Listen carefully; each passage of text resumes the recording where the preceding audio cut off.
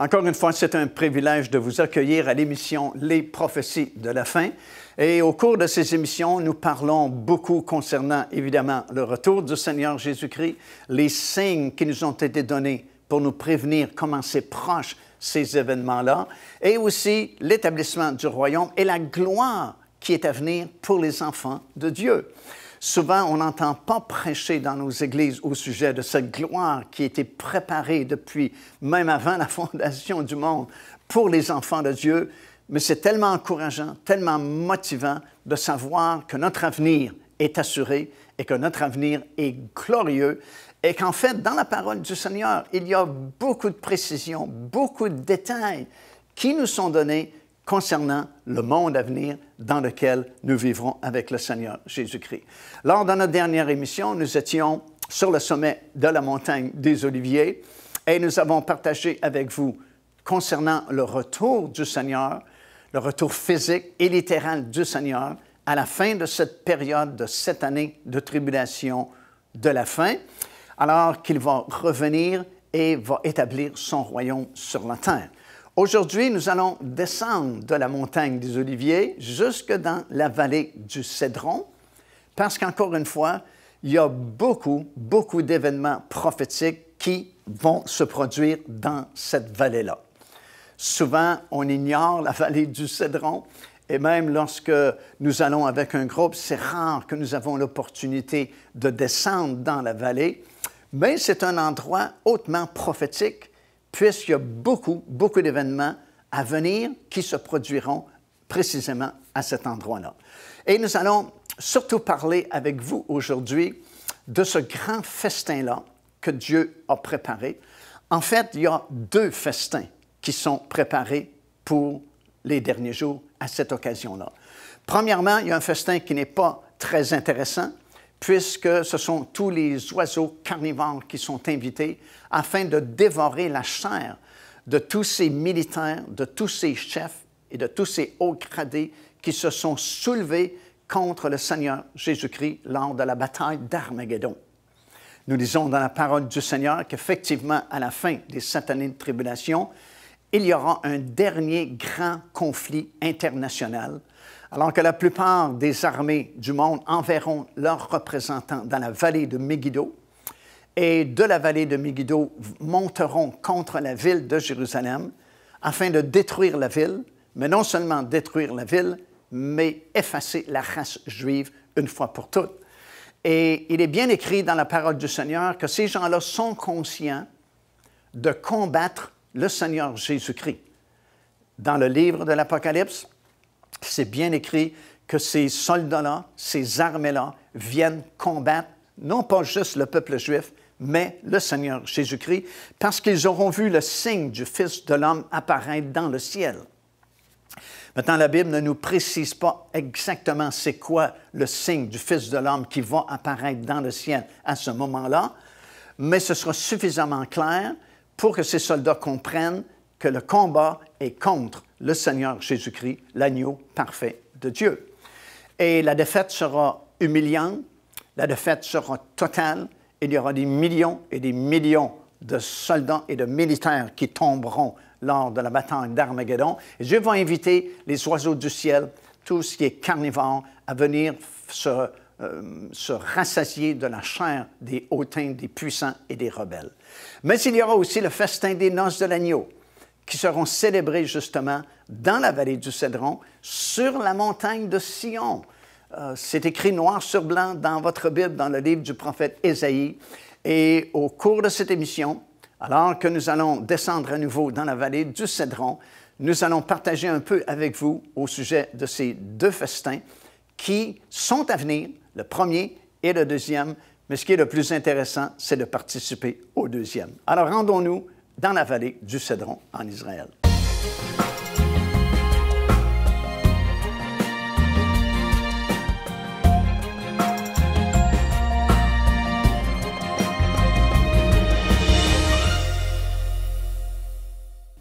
Chapitre 19 du livre de l'Apocalypse, nous sommes à la fin des 7 années de tribulation. Le Seigneur Jésus-Christ est descendu du ciel sur le sommet de la montagne des Oliviers, ici à Jérusalem, où nous nous trouvons présentement. La montagne s'est fendue en deux, comme ça a été prophétisé dans la parole du Seigneur. Et le Seigneur a mis un terme à la bataille d'Armageddon. Nous savons par les Écritures que tout d'abord, il est venu à Botsra, dans le territoire d'Édom, qui est situé dans le sud du pays de la Jordanie moderne. Il est venu libérer ceux qui s'y étaient réfugiés 3 ans et demi auparavant, alors que l'abomination de la désolation avait été établie dans le lieu très saint du temple ici à Jérusalem, qui avait été souillé par l'Antéchrist. On se souvient qu'il s'était lui-même proclamé Dieu et qu'une image avait été faite de cet homme qui avait la blessure mortelle et qui pourtant vivait quand même. Et le faux prophète avait demandé l'adoration de cet homme, et plusieurs parmi le peuple juif qui avaient du discernement spirituel s'étaient rendus compte que cet homme n'était vraiment pas leur Messie, et ils ont pu fuir à Pétra, cette ville de refuge que Dieu a préparée dans le désert, dans le territoire d'Édom, dans le sud de la Jordanie. Et dans Ésaïe chapitre 63, nous apprenons que le Seigneur va d'abord venir à Botsra, livrer une bataille là, libérer ces gens qui s'y étaient réfugiés, retourner au ciel, prendre tous ces rachetés et revenir sur cette montagne des Oliviers qui est ici à Jérusalem. La Bible dit, ses pieds se poseront sur la montagne se fendra en deux, une grande vallée sera formée qui va devenir la vallée du jugement des nations qui auront survécu aux 7 années de tribulation.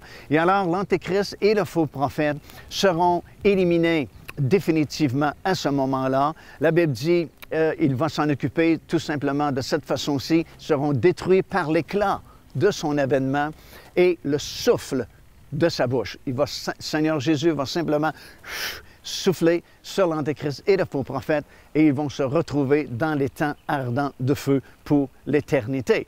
Et dans le verset 21 de ce 19e chapitre, nous lisons ceci, « Et les autres qui accompagnaient l'Antéchrist et le faux prophète lors de cette bataille d'Armageddon furent tués par l'épée qui sortait de la bouche de celui qui était assis sur le cheval, le Seigneur Jésus-Christ, et tous les oiseaux se rassasièrent de leur chair. » Alors, à ce moment-ci, tout est terminé. Les 7 années de tribulation sont terminées, c'est passé, et il y a un monde nouveau qui va être établi à partir de ce moment-là, et tout va changer sur cette planète. Et il y aura finalement 2 grands festins. Nous avons parlé, nous en parlerons davantage du festin des noces de l'agneau, parce que le mariage va enfin pouvoir avoir lieu sur cette terre, et le grand festin des noces de l'agneau. Mais il y a un autre festin, et tous les oiseaux sont invités à se rassasier de la chair de tous ces rebelles qui sont montés contre Jérusalem lors de la bataille d'Armageddon. Par exemple, dans Zacharie, chapitre 14, le verset 12, ça dit « Voici la plaie dont l'Éternel frappera tous les peuples qui auront combattu contre Jérusalem. Leur chair tombera en pourriture, tandis qu'ils seront sur leurs pieds. Leurs yeux tomberont en pourriture dans leurs orbites et leur langue tombera en pourriture dans leur bouche. » Et dans Apocalypse chapitre 19 et au verset 17, ça dit « Et je vis un ange qui se tenait dans le soleil, et il cria d'une voix forte, disant à tous les oiseaux qui volaient par le milieu du ciel, « Venez, rassemblez-vous pour le grand festin de Dieu, afin de manger la chair des rois, la chair des chefs militaires, la chair des puissants, la chair des chevaux, la chair de ceux qui les montent et la chair de tous, libres et esclaves, petits et grands. » Alors, c'est un festin pour tous les oiseaux du ciel qui vont se rassembler et vont se rassasier de la chair de tous ces rebelles qui sont montés contre la ville de Jérusalem. Et entre les deux, c'est vraiment préférable de participer au festin des noces de l'agneau plutôt que de faire partie de ce 2e festin-là puis être mangé, la chair mangée par les oiseaux du ciel. Et vous pouvez aujourd'hui, en acceptant le Seigneur Jésus-Christ, avoir cette assurance qu'un jour, vous serez participant à ce grand festin des noces de l'agneau. Un jour, le mariage aura lieu ici, sur la montagne de Sion, justement, et sera suivi de ce grand festin, le repas de noces de l'agneau avec sa glorieuse épouse. Et entre les deux festins, c'est certain que c'est celui-là qui est le meilleur. Il y a 2000 ans, exilé sur une île, une multitude de mystères, une révélation pour le futur. Apocalypse. Découvrez les secrets et les bénédictions que l'apôtre Jean a écrits dans ce livre mythique. Avec ce nouveau coffret DVD, renfermant plus de 10 heures d'enseignement. Apocalypse, disponible au www.paindevie.org. Devenez partenaire avec ce ministère par votre soutien financier et aidez-nous à planter le flambeau de l'Évangile à travers le monde entier. Vous recevrez un enseignement audio à tous les mois de la part de l'évangéliste Mario Massicotte, ainsi que notre bulletin de nouvelles prophétiques incluant des enseignements bibliques, des nouvelles du ministère et des commentaires sur les actualités prophétiques. Débutez dès aujourd'hui en visitant notre site web www.paindevie.org ou par courriel à info@paindevie.org ou en nous écrivant à Pain de Vie, casier postal 426 800 Square Victoria, Montréal, Québec, H4Z 1J7.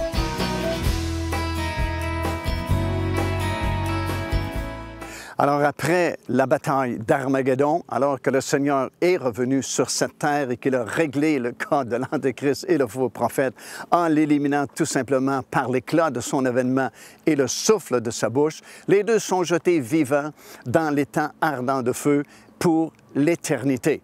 Et dans Apocalypse chapitre 20, les 3 premiers versets de ce chapitre-là nous expliquent qu'à ce moment-là, après, bien sûr, le grand festin où le Seigneur a invité tous les oiseaux du ciel venir se rassasier de la chair de tous ces combattants qui faisaient partie des nombreuses armées qui étaient venus tout d'abord dans la vallée de Megiddo, dans le nord d'Israël, pour finalement se rendre jusqu'à Jérusalem, attaquer la ville de Jérusalem.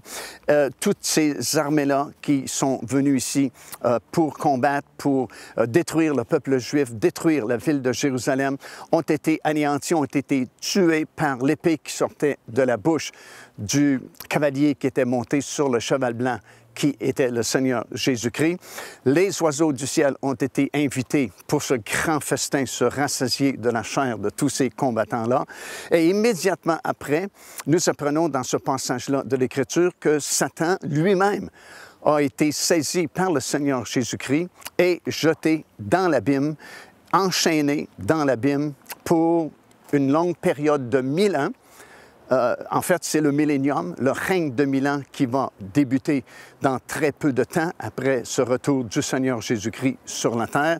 Et enfin, on sera débarrassé de lui pendant cette longue période de 1000 ans, alors que le royaume de Dieu sera établi enfin sur cette terre et que finalement la volonté de Dieu sera parfaitement accomplie partout sur cette planète. Le siège social du Seigneur Jésus-Christ sera dans la nouvelle ville de Jérusalem, non pas la céleste Jérusalem qui va descendre uniquement à la fin du règne de 1000 ans sur la nouvelle terre qui aura été purifiée par le feu, mais la Jérusalem qui sera restaurée pour cette période-là de 1000 ans, alors que le royaume de Dieu sera établi sur cette terre. Et durant ce règne-là, parce que Satan sera emprisonné, enchaîné dans l'abîme, il n'y aura plus de tentation, il n'y aura plus de maladie, il n'y aura plus de pollution, il n'y aura plus de mal, il n'y aura plus de péché, comme on l'a dit souvent durant ce règne de 1000 ans. Personne ne sera malade, donc on n'a plus besoin de médecins, on n'a plus besoin d'infirmières, on n'a plus besoin de construire des hôpitaux et de dépenser des milliards de dollars pour la guérison des gens, puisqu'il n'y aura plus de malades sur cette planète. Il n'y aura plus de policiers, il n'y aura plus de détectives, il n'y aura plus de prisons, pour la simple raison qu'il n'y aura plus de malfaiteurs non plus sur cette planète. Alors ce sera un règne de paix, de justice, d'équité et de prospérité pour tout le monde, parce que c'est la volonté de Dieu depuis toujours, de toute façon, mais à cause de Satan et de tous ses agents, ses anges déchus, ses démons, la volonté de Dieu n'a jamais été complètement accomplie sur cette terre. Mais pour la première fois, la volonté parfaite de Dieu s'accomplira et c'est pourquoi il n'y aura plus de pollution, il n'y aura plus de mal, il n'y aura plus de péché, on sera débarrassé de lui. La nature elle-même va retrouver la beauté avec laquelle Dieu l'a créé au tout début.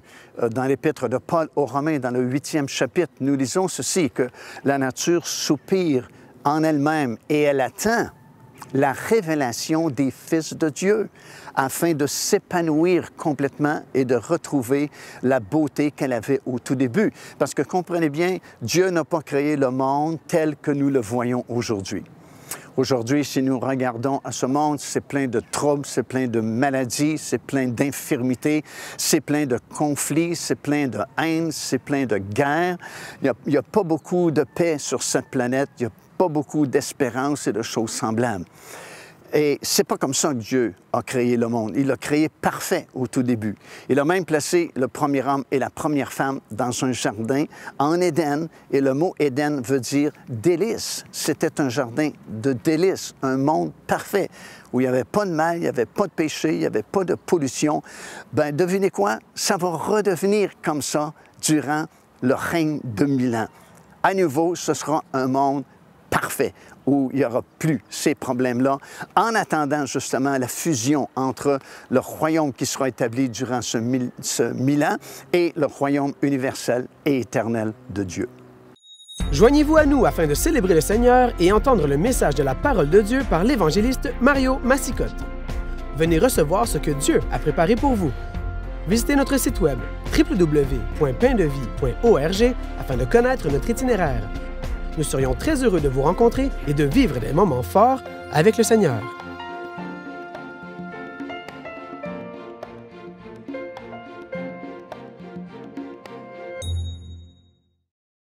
Alors maintenant que le Seigneur est revenu sur cette terre, les choses vont commencer vraiment à changer. D'abord, il y a eu ce festin où le Seigneur a invité tous ces oiseaux pour venir se rassasier de la chair de tous ces rebelles qui étaient montés contre la ville de Jérusalem. Puis, on a appris également que Satan lui-même a été jeté dans la Bible, enchaîné pour la période de 1000 ans qui va débuter incessamment maintenant. Le faux prophète et l'Antéchrist eux-mêmes sont dans le lac de feu pour l'éternité. Ils n'en sortiront jamais. Et là, nous apprenons que Daniel a prophétisé une prolongation de 75 jours. Alors, nous savons par les Écritures que les tribulations qui vont toucher le monde entier dureront exactement 7 années. Nous le savons par plusieurs versets de la parole de Dieu.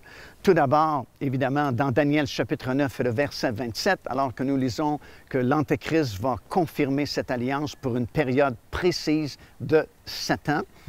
C'est très précis parce que dans le livre de l'Apocalypse, plus tard, c'est mentionné en mois et c'est mentionné en jours. Alors, on ne peut pas se tromper. C'est vraiment une période fixe de 7 années pour ces tribulations qui vont toucher le monde entier. Comme on a déjà dit aussi, il y a toujours eu des tribulations dans le monde, mais il n'y a jamais eu une tribulation qui affecte tout le monde en même temps. Toute la planète en même temps sera affectée par ces 7 années de tribulation. Et c'est confirmé aussi dans le livre de l'Apocalypse, ça parle de l'épreuve qui va toucher le monde entier. Alors, ce n'est pas simplement au Moyen-Orient. Bien sûr, ça va être plus sévère ici, au Moyen-Orient, parce que le gouvernement de l'Antéchrist sera établi ici, mais ça aura des répercussions partout sur la planète, en fin de compte. Et voilà que le Seigneur est revenu, donc les 7 années de tribulation sont terminées. Mais Daniel a prophétisé qu'il y aurait une prolongation à ces 7 années-là pour une durée de 75 jours. Et nous lisons ça dans Daniel chapitre 12, et au verset 11, ça dit « Depuis le temps où cessera le sacrifice perpétuel et où sera dressée l'abomination du dévastateur, il y aura 1290 jours. Heureux celui qui attendra et qui arrivera jusqu'à 1335 jours. » Alors, il y a deux choses ici dans ce passage-là. Une première période mentionnée par Daniel de 30 jours. Il dit qu'il y aura 30 jours parce qu'il parle d'un total de 1290 jours. Et on sait que la moitié de ces 7 années de tribulation, 3 ans et demi, représente 1260 jours. Alors, s'il parle de 1290 jours, c'est qu'on a 30 jours de plus de prolongation. Puis, il y a une deuxième période que Daniel a mentionnée, de 45 jours cette fois-là, puisqu'il dit « Heureux et saint celui qui attendra jusqu'à 1335 jours ». Alors, si vous additionnez le 1260 jours, qui représente la deuxième partie des 7 années de tribulation, à 75 jours, vous arrivez à 1335 jours. Alors, ça veut donc dire qu'il y a une prolongation exactement de 75 jours après le retour du Seigneur sur cette terre. Maintenant, on peut se demander pourquoi est-ce qu'il y a une prolongation de 75 jours en plus des 7 années de tribulation? Bien, la raison principale pour laquelle il y a une prolongation de 75 jours avant l'établissement vraiment du royaume de Dieu sur cette terre, c'est qu'il y a beaucoup de choses à accomplir avant l'ouverture du millénium, vraiment, et la mise en action de ce gouvernement-là de Christ dans ce monde renouveau.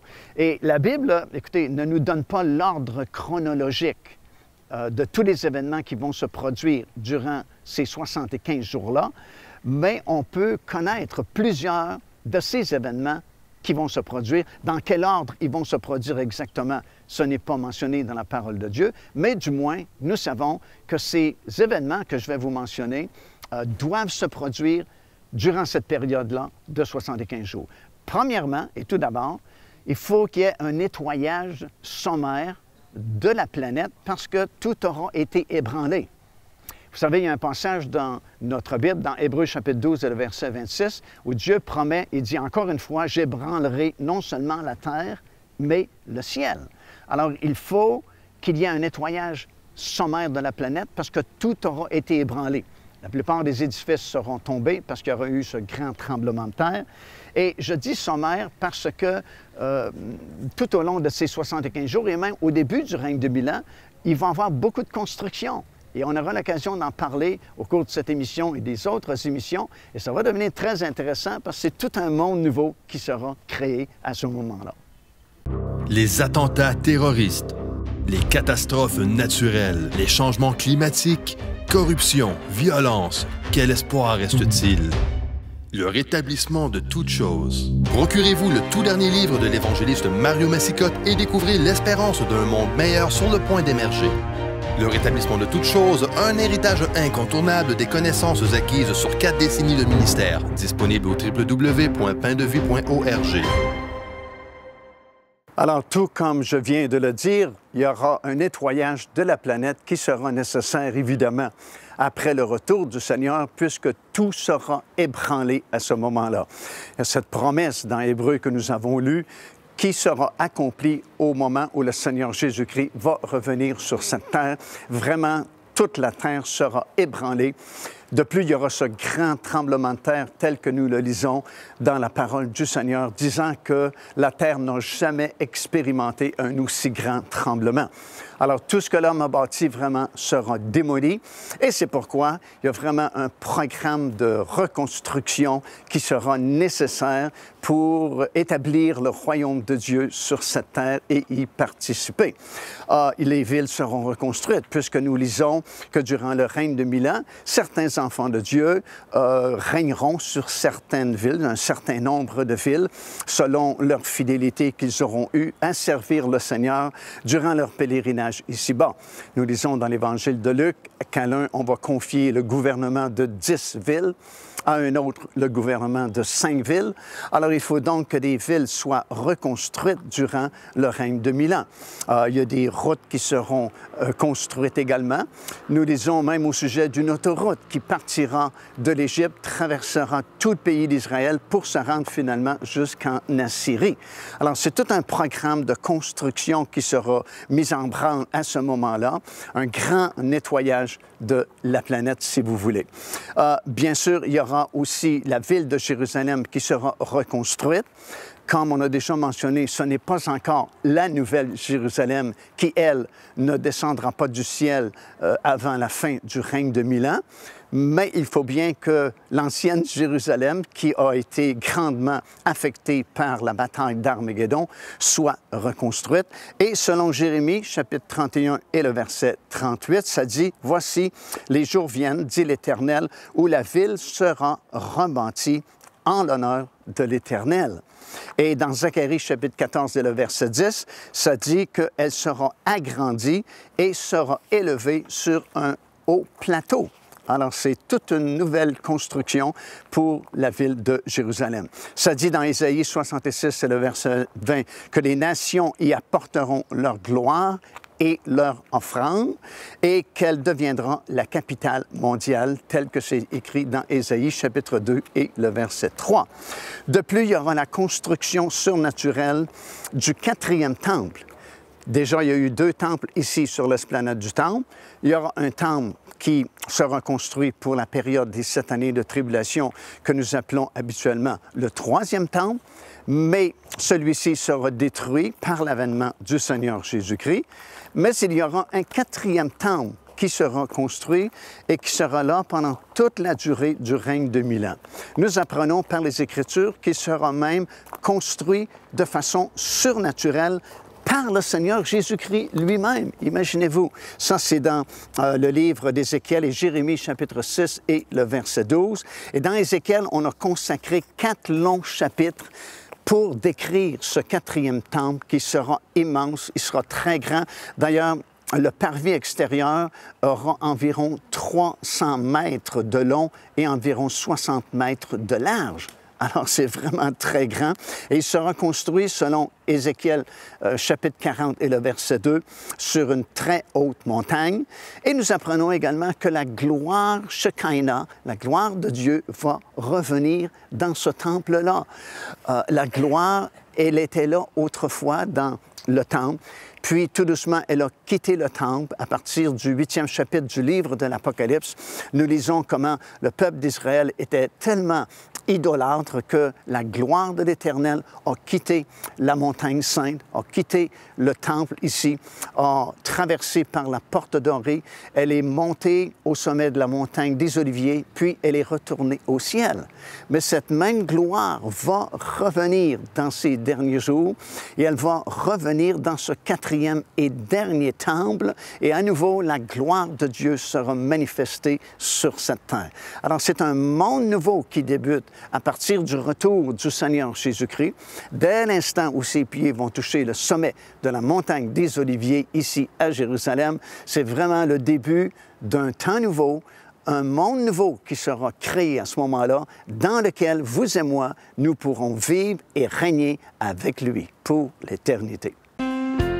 Car Dieu a tant aimé le monde qu'il a donné son Fils unique, afin que quiconque croit en lui ne périsse point, mais qu'il ait la vie éternelle. Téléchargez gratuitement l'enseignement « Le salut, c'est quoi ?» en visitant notre site web www.paindevie.org et recevez la grâce merveilleuse que Dieu vous offre.